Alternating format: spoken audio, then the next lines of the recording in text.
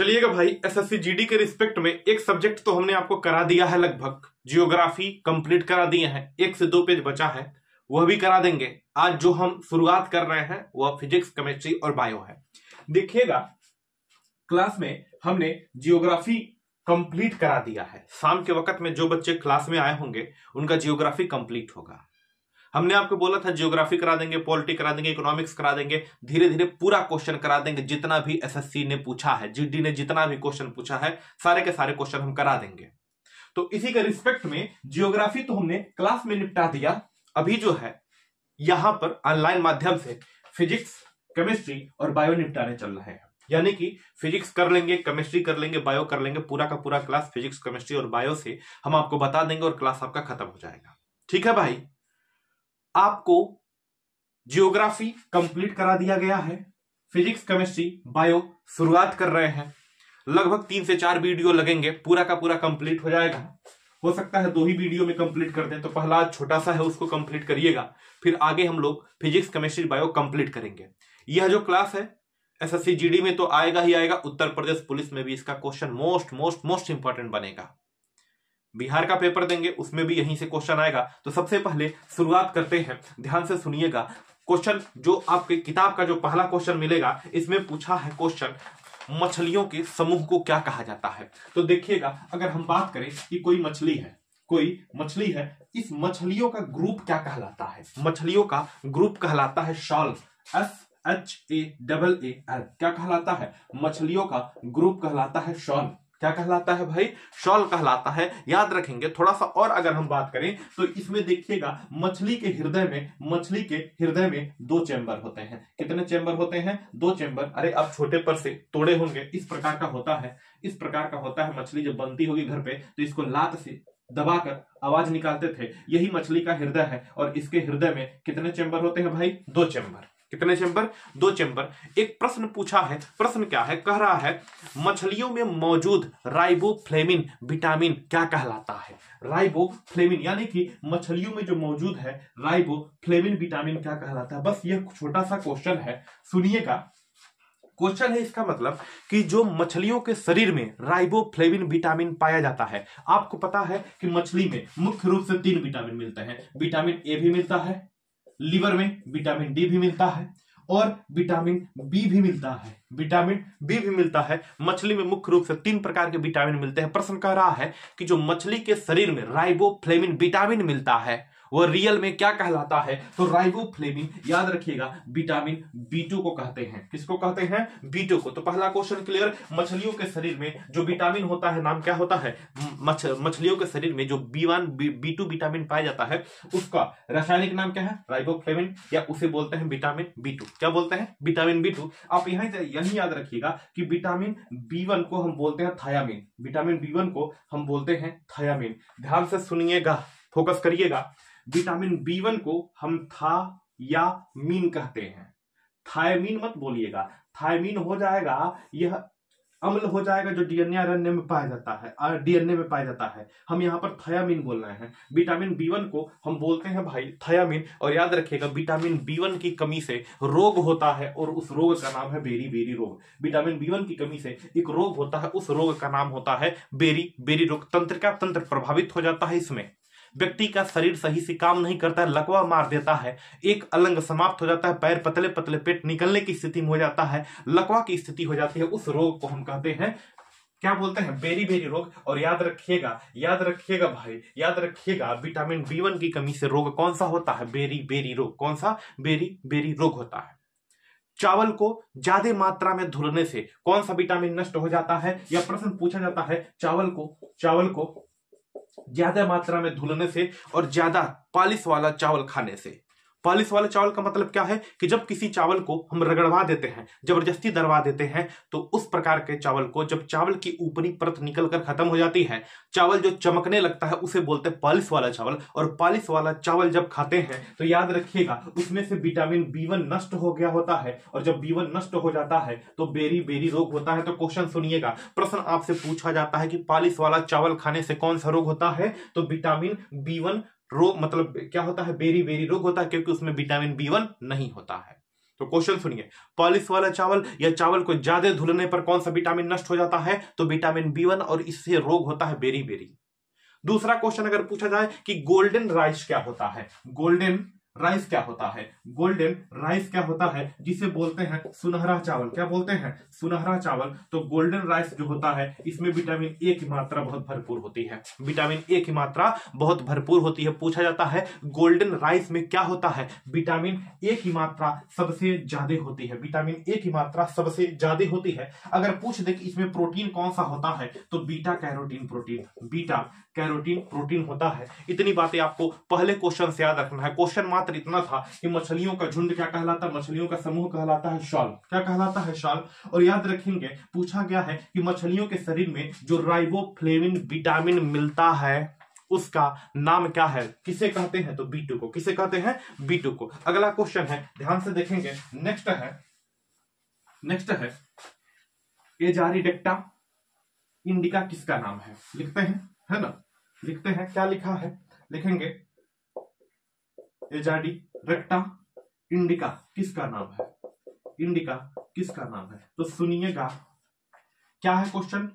एजारीडेक्टा नाम सुने हैं भाई, दिन भर जानते होंगे लेकिन नाम नहीं जानते होंगे। क्या लिखा है? एजारीडेक्टा इंडिका किसका नाम है? बोलिएगा, एक बार बोलिए, एजारीडेक्टा,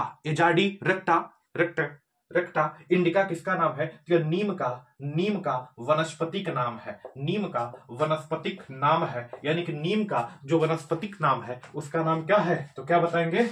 एजारीडेक्टा इंडिका। यह नीम का क्या है भाई? वनस्पतिक नाम है। याद रखेंगे जो नीम का पौधा होता है इसका औषधि उपयोग होता है। इसका क्या होता है? औषधि उपयोग होता है। नीम के पौधे का औषधि उपयोग होता है। और नीम के पौधे का जो वनस्पतिक नाम है उसका नाम है एजारीडेक्टा इंडिका। याद रख लेंगे इसको अच्छी तरीके से, पेपर में क्वेश्चन आया भी है। नेक्स्ट क्वेश्चन है ना, सुअर से फैलने वाली बीमारी बताइए। यह याद कर लेंगे, सुअर से। अगला क्वेश्चन है सुअर से फैलने वाली बीमारी। देखिएगा, सुअर से फैलने वाली तो कई बीमारी है, लेकिन ऑप्शन के अनुसार देखेंगे सुअर से फैलने वाली बीमारी बताइए। तो यहां पर ऑप्शन ए दिया है, option A, option B, option C and option D. Option A दिया है स्वाइन फ्लू। क्या दिया है? Swine flu. दूसरा दिया है बर्ड फ्लू। तीसरा दिया है पोलियो। और चौथा दिया है मलेरिया। तो देखिएगा, सुनिएगा, सुअर से फैलने वाली बीमारी सबको पता है। सुअर से फैलने वाली बीमारी कौन सी होती है? Swine flu. 100 से सुअर, 100 से स्वाइन फ्लू। 100 से सुअर, 100 से स्वाइन फ्लू। देखिएगा, सुनिएगा, दो प्रकार का फ्लू होता है। एक होता है स्वाइन फ्लू और एक होता है बर्ड फ्लू। बर्ड फ्लू पक्षी मुर्गों से फैलता है, और स्वाइन फ्लू याद रखेंगे किससे फैलता है? वो किससे? तो सुअर से। स्पष्ट दिखेगा, 100 से सुअर, 100 से स्वाइन फ्लू। अब क्वेश्चन कुछ इस प्रकार से आता है, ध्यान से देखिएगा, इसको याद रख लेंगे। जो क्वेश्चन आपको नहीं पता वो तैयार कर लीजिएगा। एजारीडेक्टा इंडिका किसका नाम है? तो क्या बताएंगे? नीम का जो पेड़ होता है उसका वनस्पतिक नाम है। चलिएगा, यहां देखिएगा, यहां पर हम चर्चा करते हैं स्वाइन फ्लू और बर्ड फ्लू का। किसका? Swine flu. और एक होता है बर्ड फ्लू। क्या होता है? बर्ड फ्लू होता है। नाम सुने होंगे शायद, अगर पहला नहीं सुनेंगे तो दूसरा जरूर सुने होंगे। स्वाइन फ्लू चाहे बर्ड फ्लू, यह वायरस से होता है। किससे? वायरस से होने वाली बीमारी है। वायरस से होने वाली, दोनों के दोनों जिसके साथ फ्लू लग जाता है यह वायरस से होने वाली बीमारी है। और स्वाइन फ्लू फैलता है 100 से स्वाइन, 100 से सुअर से। 100 से स्वाइन, 100 से सुअर से। और बर्ड फ्लू नाम से स्पष्ट है कि यह पक्षियों जैसे मुर्गों इत्यादि से फैलता है। स्वाइन फ्लू की बात करें, एक और मार्कर कहां गया भाई? हाँ, देखिएगा, स्वाइन फ्लू की बात करें तो सुअर से यह बीमारी फैलता है। सुअर से यह बीमारी फैलता है, और इसका जो वायरस है, इसके वायरस का नाम है H1N1। बर्ड फ्लू पक्षियों या मुर्गियों से फैलता है, और इसके वायरस का नाम है H5N1। देखिएगा, सुनिएगा, याद कैसे करना है। इंपॉर्टेंट क्वेश्चन पूछेगा, स्वाइन फ्लू के वायरस का नाम बताइए। तो स्वाइन फ्लू के वायरस का नाम है H1N1, और बर्ड फ्लू के वायरस का नाम है H5N1। करना क्या होगा?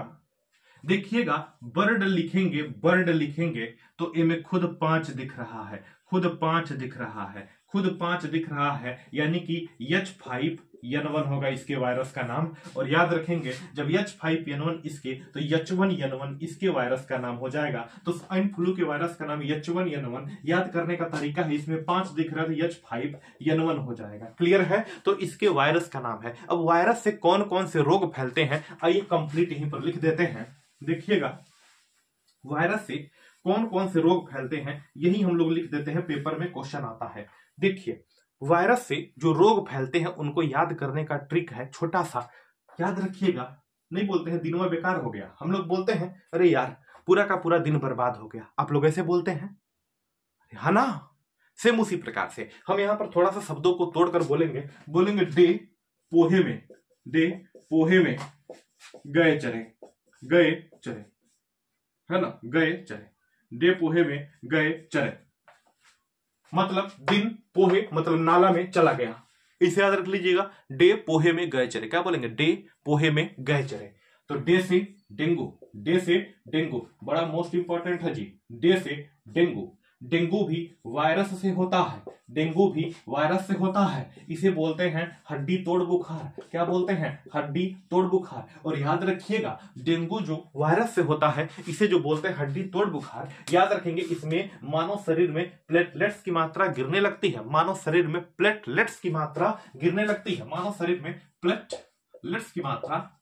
की मात्रा कम हो जाती है। पूछा जाता है, सुनिएगा एक कदम दिमाग लगाकर, पूछा जाता है कि जो प्लेटलेट्स होता है वो मानव शरीर में कौन सा काम करता है, तो याद रखेंगे स्कंदन का काम करता है। कैसा काम करता है? स्कंदन का काम करता है, यानी कि रुधिर का थक्का जमाने का काम करता है, रुधिर स्कंदन का काम करता है। प्लेटलेट्स मानव शरीर में कैसा काम करता है? स्कंदन का। स्कंदन लिखेगा था नहीं पाएंगे तब खराब हो जाएगा, स्कंदन मतलब थक्का जमाने का काम करता है, याद रखिएगा, है ना। इसमें क्या होता है? प्लेटलेट्स की मात्रा कम होती है, इसे हड्डी तोड़ बुखार बोलते हैं। डे से डेंगू, पो से पोलियो, हे से हेपेटाइटिस, में से मेनिंजाइटिस, ग से गलसुगा, ए से एड्स, च से चेचक, रो से रेबीज, और 2-3 याद रख लेंगे, खसरा। क्या लिखेंगे?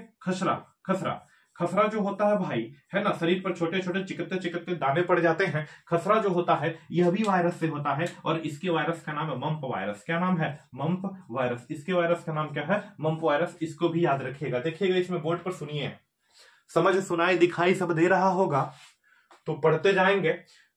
इतने जो रोग हैं जो इस पर लिखा गया है, यह सारे के सारे रोग वायरस से होते हैं। जितने भी रोग हैं जो इस बोर्ड पर लिखे गए हैं, यह सारे के सारे रोग किससे होते हैं? वायरस से। जैसे डेंगू हो गया, तो डेंगू वायरस से होता है, हड्डी तोड़ बुखारी से कहते हैं। इसमें प्लेटलेट्स की मात्रा कम हो जाती है। क्वेश्चन पूछो प्लेटलेट्स क्या करता है मानव शरीर में, तो स्कंदन का काम करता है। किसका काम करता है? स्कंदन का काम करता है। देखेंगे पो से होता है पोलियो, हे से होता है हेपेटाइटिस ए प्रकार का, हेपेटाइटिस बी प्रकार का। हेपेटाइटिस जब भी इंसान को होता है, याद रखेंगे हेपेटाइटिस जब भी इंसान को होता है तो इसका यकृत प्रभावित हो जाता है, लीवर प्रभावित हो जाता है, लीवर प्रभावित हो जाता है। में से होता है मेनिंजाइटिस, में से होता है मेनिंजाइटिस, और मेनिंजाइटिस एक ऐसा रोग है जिसमें मानव के सर संबंधित बीमारी हो जाती है। एक बात जरा ध्यान से सुनिए, मेनिंजाइटिस एक ऐसा रोग है जो वायरस से होता है और साथ ही साथ बैक्टीरिया से भी होता है। तो वायरस और बैक्टीरिया दोनों से होने वाले रोग का नाम क्या है? मेनिंजाइटिस। और मेनिंजाइटिस से ही राजा राम मोहन राय की क्या हो गई थी? मृत्यु हो गई थी। आगे बढ़ते हैं।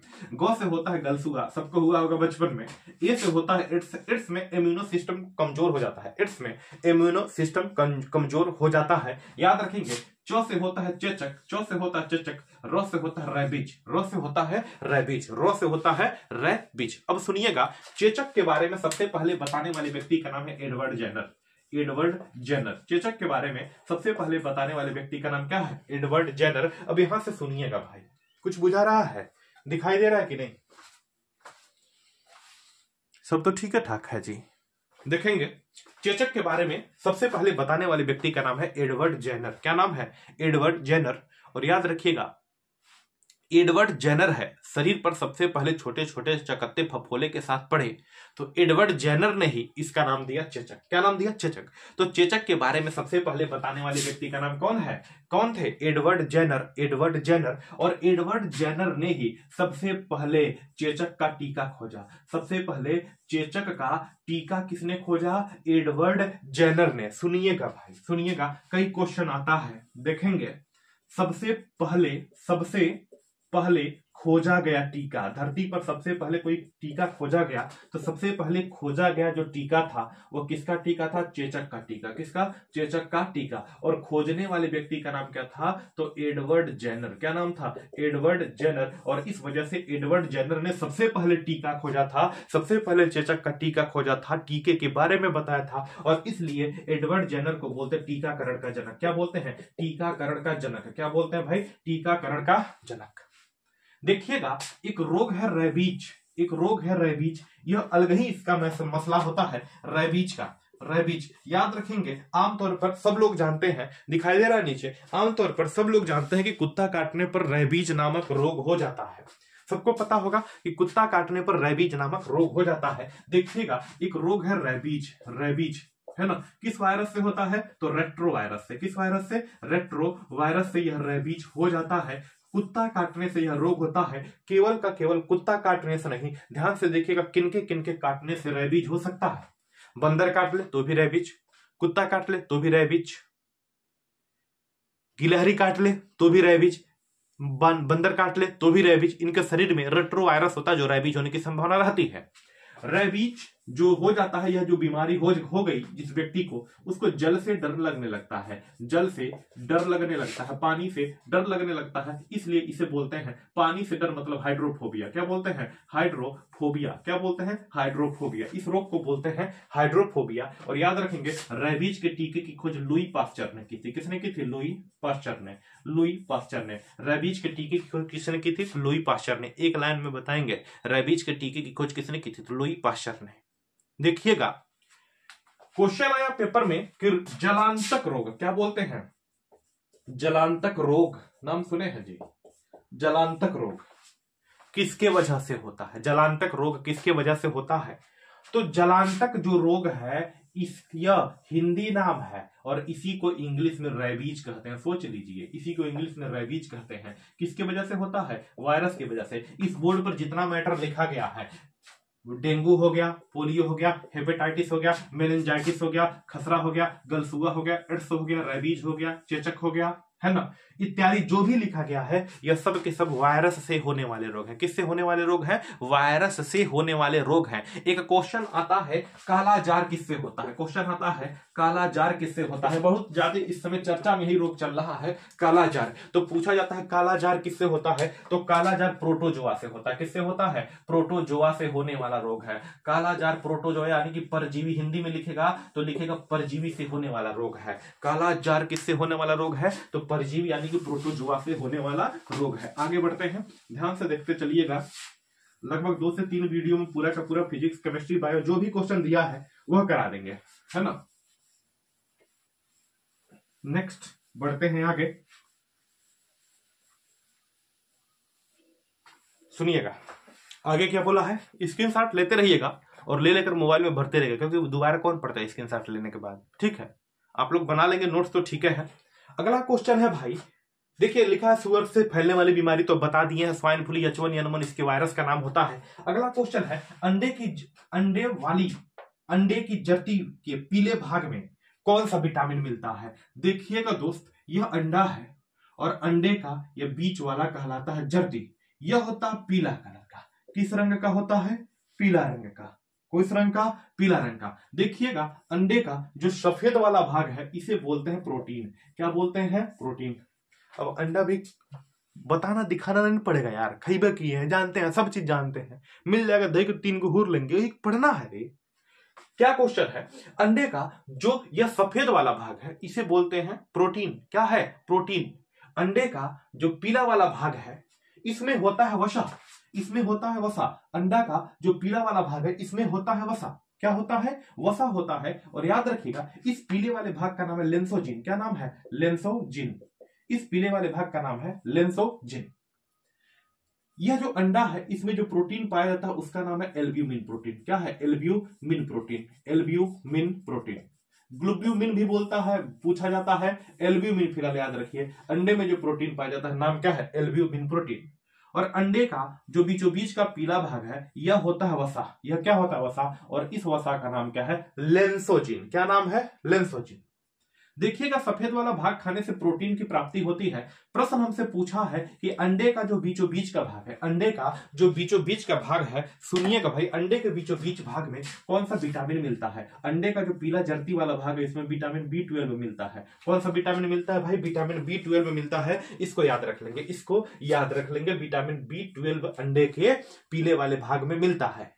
आमतौर पर एग्जामों में क्वेश्चन भी आता है कि जो अंडे के ऊपर जो परत होती है, अंडे के ऊपर जो सफेद सफेद सफेद सफेद सफेद सफेद सफेद सफेद सफेद सफेद परत होती है यह किसकी बनी होती है? तो कैल्शियम कार्बोनेट की बनी होती है। अंडे के ऊपर जो सफेद रंग की परत होती है किसकी बनी होती है? कैल्शियम कार्बोनेट के।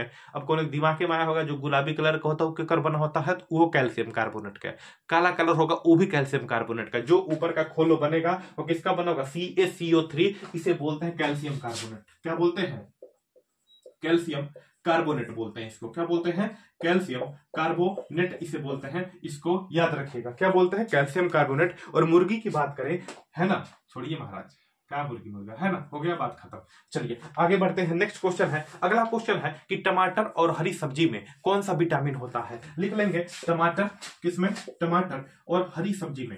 टमाटर और हरी सब्जी में कौन सा विटामिन होता है? तो जब भी टमाटर की बात हो, हरी सब्जी की बात हो, मर्चा की बात हो, है ना, तो इसमें विटामिन पहले नंबर पर सी होता है, सी। और दूसरे नंबर पर विटामिन के होता है। दूसरे नंबर पर क्या होता है? विटामिन के होता है। आपके पेपर में सी नहीं दिया है, ऑप्शन में सी नहीं, तो किसको मारेंगे उत्तर? विटामिन के को। हरी सब्जी हो चाहे टमाटर में याद रखेंगे कौन सा विटामिन होता है? के और विटामिन सी। टमाटर जो होता है इसके बीज में ऑक्सैलिक एसिड होता है। ऑक्सैलिक एसिड होता है टमाटर के बीज में, ऑक्सैलिक एसिड होता है। और टमाटर का जो लाल रंग होता है वो लाइकोपीन की वजह से होता है। किसकी वजह से? लाइकोपीन की वजह से होता है। यह भी पता होना चाहिए। टमाटर का जो लाल रंग होता है किसकी वजह से होता है? लाइकोपीन की वजह से होता है। ठीक है ना, टमाटर का जो लाल रंग किसकी वजह से? लाइकोपीन की वजह से। अगला क्वेश्चन है, सीसा किस सिद्धांत पर काम करता है? क्वेश्चन है भौतिकी से, देखिए क्वेश्चन आ गया। सीसा जो है किस सिद्धांत पर काम करता है? बताइएगा, सीसा किस सिद्धांत पर काम करता है? कोई बता देगा आप लोगों में से? बताइए, ऑप्शन दे देते हैं। सीसा किस सिद्धांत पर काम करता है? किस सिद्धांत पर काम करता है? ऑप्शन ए बल के सिद्धांत पर, ऑप्शन बी त्वरण के सिद्धांत पर, ऑप्शन सी वेग के सिद्धांत पर, और ऑप्शन नंबर डी है प्रत्यास्थता के सिद्धांत पर। किस सिद्धांत पर? प्रत्यास्थता के सिद्धांत पर। बता दीजिएगा सीसा किस सिद्धांत पर काम करता है? कोई बता देगा? बताइएगा, थोड़ा सा बताएं, उत्तर बताएं, सोचिए, मारिए। सीसा किस सिद्धांत पर काम करता है? ये आपके जीडी का क्वेश्चन। अगर आप नहीं पढ़े हैं ना, ये क्वेश्चन आपके सामने नहीं है तो आप तैयारी नहीं कर रहे हैं, क्योंकि ये क्वेश्चन आपकी किताबों में स्पष्ट दिया है। किताब का क्वेश्चन है या तो आपको उत्तर पता होना चाहिए। क्या क्वेश्चन है? सीसा किस सिद्धांत पर काम करता है? तो भाई साहब सीसा जो है बल के सिद्धांत पर काम करता है। किसके सिद्धांत पर? बल के सिद्धांत पर काम करता है। सीसा जो है किसके सिद्धांत पर काम करता है? बल के सिद्धांत पर। सर ये मसला क्या है बताइएगा, ध्यान से देखिएगा। सीसा मतलब आईने वाले सीसा की हम नहीं बात कर रहे हैं कि हाँ सीधे मुंह देख लिए, थोपड़ा देख लिए, सुबह सुबह उठकर अपना, उस प्रकार के सीसा की नहीं बात कर रहे हैं। सीसा का मतलब है इस प्रकार का झूला देखे हैं? वो इस प्रकार का झूला, इस प्रकार का झूला देखे हैं, है ना, देखिएगा इस प्रकार का झूला देखे हैं। इधर बैठ गए इनामुल सर अपने, इधर बैठ गए इनामुल सर अपने प्यारे से, है ना, और इधर किसको बैठाएं? तो समझी जाएंगे कौन बैठेगा, नाम कौन बताए, है ना। चलिए देखिएगा, यह जो झूला है इस झूले को हम बोलते हैं सीसा। क्या बोलते हैं? सीसा, झूला, सीसा। तो यही झूला इधर बल लगेगा तो यह उठेंगे, और इधर बल लगेगा तो यह उठेंगे, सर जी उठेंगे, है ना इनामुल सर। तो अब जरा बताइएगा, आप जरा बताइएगा कि यह किसके सिद्धांत पर काम कर रहा है? बल के सिद्धांत पर। किसके सिद्धांत पर काम करता है? बल के सिद्धांत पर काम करता है। और अगर बल ना हो तो इसे हम बोलते हैं उत्तोलक। क्या बोलते हैं? उत्तोलक। उत्तोलक के सिद्धांत पर काम करता है और सीसा प्रथम श्रेणी का उत्तोलक है। किस श्रेणी का उत्तोलक है? प्रथम श्रेणी का उत्तोलक है। त्वरण की बात करें, त्वरण का मात्रक होता है मीटर प्रति सेकंड का स्क्वायर। मीटर प्रति सेकंड का स्क्वायर होता है। वेग का मात्रक होता है मीटर प्रति सेकंड होता है। प्रत्यास्थता किसी वस्तु का वह गुण होता है जिस पर बाह्य बल लगाकर उसको दबाया जाता है तो वह अपना रूप परिवर्तित कर देती है, और जैसे बाह्य बल हटाया जाता है वो अपना रूप पुनः प्रारंभिक अवस्था में आ जाती है। इस गुण को बोलते हैं प्रत्यास्थता। और सबसे ज्यादा प्रत्यास्थता, देखिएगा ये क्वेश्चन याद रखिएगा, सबसे ज्यादा प्रत्यास्थता होती है ठोस में, उसके बाद द्रव में, और उसके बाद किसमें होती है? गैस में होती है। सबसे ज्यादा प्रत्यास्थता ठोस में होती है, फिर द्रव में होती है, फिर किसमें होती है? गैस में। सबसे ज्यादा प्रत्यास्थता होती है स्टील में। किसमें? स्टील में, क्योंकि स्टील एक प्रकार का आपका ठोस है। स्टील एक प्रकार का क्या है? ठोस है। एक क्वेश्चन और पूछता है कि जब भी कोई वृत्तीय गति करता है, जब भी कोई वृत्तीय गति का मतलब एक वृत्त में गति करे, ऐसे गति करे, घूम घूम कर भैंस जैसे घूमती है। जब भी कोई वृत्तीय गति करता है तो इसमें समान क्या रहता है? वृत्तीय गति करता है इसमें समान क्या रहता है? कहेंगे सर सिंपल सा चीज है, त्रिज्या समान रहता है। तो ऑप्शन में त्रिज्या रहबे नहीं करेगा। समझ आया? वृत्तीय गति का मतलब किसी वृत्त को लेकर चारों ऐसे किनारे किनारे किनारे किनारे किनारे किनारे किनारे किनारे किनारे किनारे किनारे किनारे ऐसे वृत्त में घूमे, वृत्त में घूमे, वृत्त में। तो पूछा गया है कि वृत्तीय गति में क्या समान रहता है या क्या हमेशा स्थिर रहता है? तो याद रखिएगा, वेग हमेशा स्थिर रहता है। वेग हमेशा स्थिर रहता है। जैसे कोल्हू का बैल देखे हैं, एक समान वेग से गोल गोल गोल गोल घूमता है तो स्थिर क्या रहता है? वेग स्थिर रहता है। चलिए आगे बढ़ते हैं। शीशा किस सिद्धांत पर काम करता है? बल के सिद्धांत पर काम करता है। और केमिस्ट्री में तो शीशा होता है। केमिस्ट्री में एक शीशा एक धातु है, एक धातु है, और इसका परमाणु क्रमांक होता है 82। यह पूछा जा चुका क्वेश्चन है, इसी में आगे है ना? याद रखेंगे परमाणु क्रमांक कितना होता है? शीशा का परमाणु क्रमांक कितना होता है? बताएंगे 82। देखिएगा, ये जो शीशा जो धातु है, जितने भी धातु होते हैं वह विद्युत के सुचालक होते हैं। जितने भी धातु होते हैं विद्युत के सुचालक होते हैं। धातु जिसके साथ लग जाता है, मतलब लोहे जैसा जिसके साथ धातु लग जाता है, जितने भी धातु होते हैं विद्युत के सुचालक होते हैं। परंतु शीशा जो धातु है यह विद्युत का कुचालक है। कैसा है वो? कुचालक है। शीशा जो धातु है यह विद्युत का कुचालक है, सुचालक नहीं है। शीशा जो धातु है यह विद्युत का कुचालक है। कुचालक, क्योंकि आपको पता है जितने भी धातु हैं सबके सब सुचालक है। सबके सब कैसे हैं? सुचालक। और शीशा जो धातु है वो मुंह देखने वाला शीशा नहीं। शीशा जो धातु है यह धातु होने के बाद भी कैसा है? कुचालक। क्या है? कुचालक।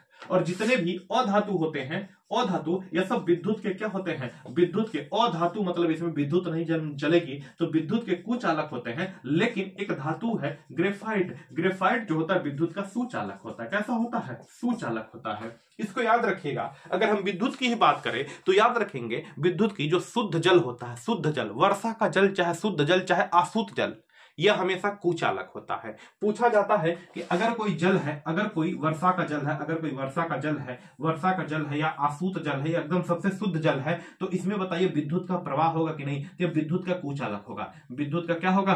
कुचालक। विद्युत का क्या होगा?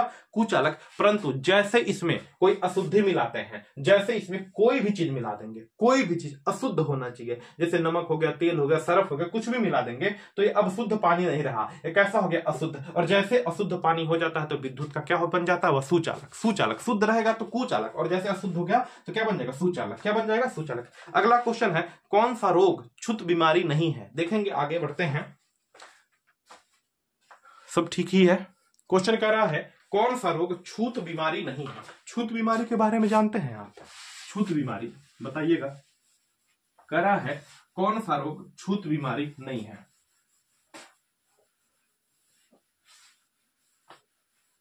है ना? हाँ,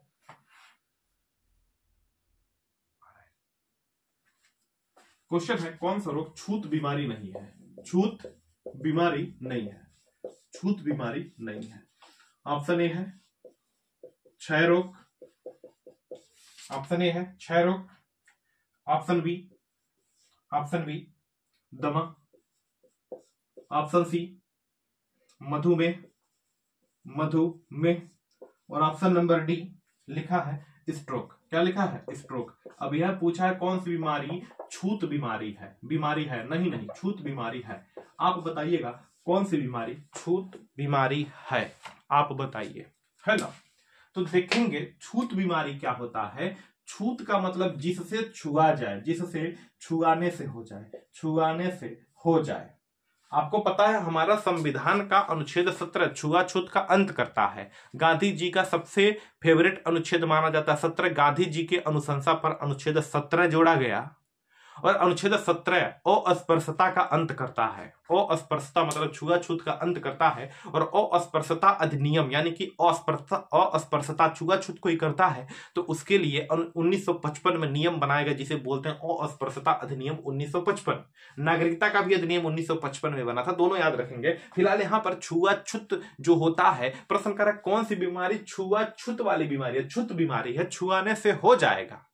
तो देखिएगा किसी को मधुमेह हुआ है तो उससे छुआएंगे तो आपको मधुमेह नहीं होगा, मतलब शुगर हुआ है उससे टच हो जाएंगे, छुआ जाएंगे तो होगा नहीं। किसी को स्ट्रोक यानी कि हार्ट अटैक आ गया है या आया हुआ है या आने मतलब हार्ट अटैक आ चुका है, उस व्यक्ति से टच हो जाएंगे तो आपको नहीं होगा। दमा किसी व्यक्ति को है, दमा को इंग्लिश में कहते हैं अस्थमा, क्या बोलते हैं अस्थमा, तो इससे भी कोई दिक्कत नहीं है। लेकिन किसी व्यक्ति को क्षय रोग हिंदी में बोलते हैं तपेदिक और इसका सही नाम है टीबी। क्या नाम है? टीबी। तो अगर किसी व्यक्ति को टीबी हुआ है, किसी व्यक्ति को टीबी हुआ है और उससे बार बार जाकर आप टच हो रहे हैं, उसका जूठा खा रहे हैं, उसका लार चाट रहे हैं, उसका चुंबन कर रहे हैं, तो इस प्रकार से जिस थाली में खाना खा रहा है और अपना लार निकाल रहा है उसके लार के चाट रहे हैं, तो इस प्रकार से जो रोग होता है वो कौन सा आपको भी हो सकता है। रोग का नाम क्या है? क्या नाम है? क्षय रोग। और क्षय रोगों को हम आम बोलचाल की भाषा में बोलते हैं टीबी। क्या बोलते हैं? टीबी। याद रखेंगे जिस व्यक्ति को टीबी हो जाता है, जिस व्यक्ति को टीबी हो जाता है उसको उसका जो उपचार होता है उसे बोलते हैं डाट्स पद्धति। क्या बोलते हैं? डाट्स पद्धति। डाट्स पद्धति के तहत उपचार कराया जाता है, डाट्स पद्धति के तहत उपचार कराया जाता है। और टीबी से बचने के लिए जो टीका आता है उसका नाम है बीसीजी का टीका। क्या नाम है? बीसीजी का टीका। टीबी से बचने के लिए बीसीजी का टीका आता है। कौन सा टीका? बीसीजी का टीका। इसे बोलते हैं बैसिलस कालबेटिन गुरिन। क्या नाम है? Bacillus Calmette Guerin. टीबी के लिए एक टीका लगता है जिसका नाम होता है बीसीजी का टीका। क्या होता है? बीसीजी का टीका, जिसका नाम क्या होता है? Bacillus Calmette Guerin.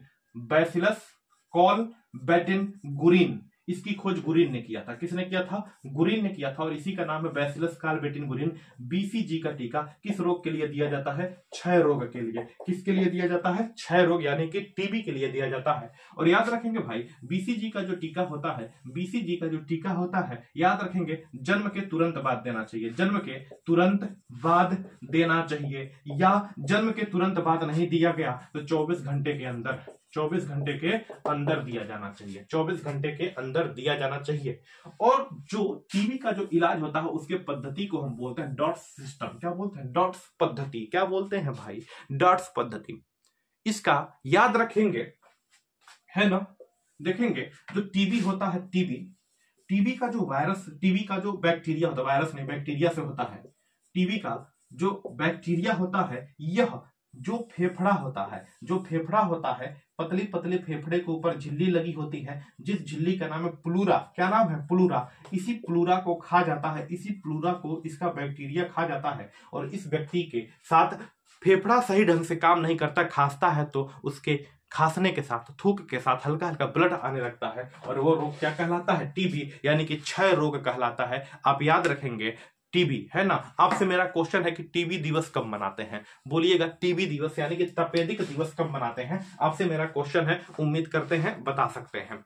अगला क्वेश्चन है, ध्यान से सुनिएगा, क्वेश्चन है हाइड्रोलिक प्रेस किस सिद्धांत पर काम करता है? हाइड्रोलिक प्रेस किस सिद्धांत पर काम करता है? बहुत बढ़िया सा क्वेश्चन है भाई। क्वेश्चन का नाम है हाइड्रोलिक प्रेस किस सिद्धांत पर काम करता है? सुने ही होंगे, नाम जानते ही होंगे हाइड्रोलिक प्रेस का। नहीं जानते होंगे तो हाइड्रोलिक जैक सुनबे किए होंगे, हाइड्रोलिक रैम सुनबे किए होंगे, हाइड्रोलिक जेसीबी सुनबे किए होंगे, सब सुने होंगे ना। तो लिखते हैं हाइड्रोलिक, HYDRAULIC, हाइड्रोलिक प्रेस। फिर इसे बोला जाता है hydraulic RAM, HYDRAULIC, hydraulic RAM किस सिद्धांत पर काम करता है? हाइड्रोलिक जैक किस सिद्धांत पर काम करता है? हाइड्रोलिक ब्रेक किस सिद्धांत पर काम करता है? हाइड्रोलिक स्टीयरिंग स्टीयरिंग किस सिद्धांत पर काम करता है? हाइड्रोलिक स्टीयरिंग किस सिद्धांत पर काम करता है ना? देखिएगा कितना है, 1 2 3 4 5, है ना? यह बोला जाता है प्रेशर का कॉन्सेप्ट किसने दिया, प्रेशर का कॉन्सेप्ट किसने दिया? ये कई क्वेश्चन आ जाते हैं आपके पेपर में।